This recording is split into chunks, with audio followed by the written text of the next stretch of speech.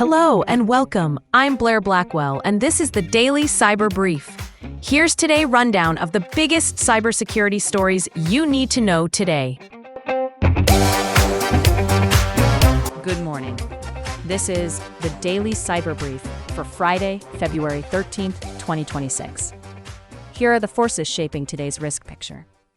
Active exploitation of enterprise remote support and mobile management tools, major telecom and energy incidents in Europe, and fresh signs that state-backed operators are leaning on AI and software supply chains. Starting with incidents and breaches. Dutch telecom Odido says a cyber attack exposed personal information tied to 6.2 million customers.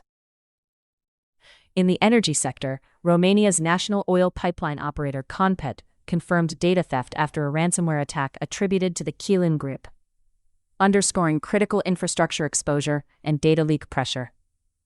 Meanwhile, Bleeping Computer reports Russian authorities are moving to block WhatsApp and tightening controls on Telegram, a reminder that communications dependencies and contingency planning are part of business continuity.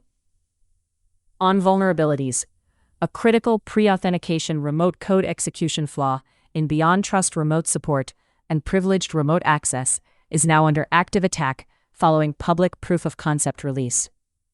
Separately, new zero-day issues in Ivanti's Endpoint Manager Mobile are fueling another round of opportunistic exploitation, with experts urging tighter exposure management rather than patch and pray.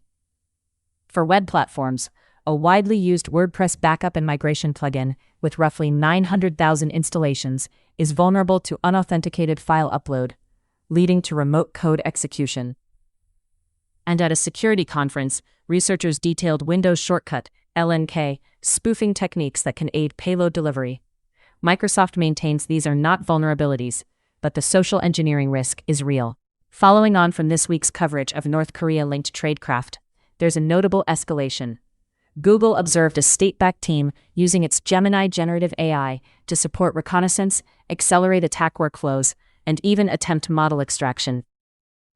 In parallel, researchers tied the Lazarus Group to malicious packages seeded in the NPM and PyPI ecosystems via fake recruitment themes, a classic developer supply chain play. And on macOS, the Amos information stealer is abusing popular AI apps and extension marketplaces to harvest credentials, feeding the broader stealer log economy. On the advisory front, CISA added 4 items to its known exploited vulnerabilities catalog, spanning Microsoft Configuration Manager, Notepad++, SolarWinds Web Help Desk, and recent Apple bugs, a clear prioritization signal.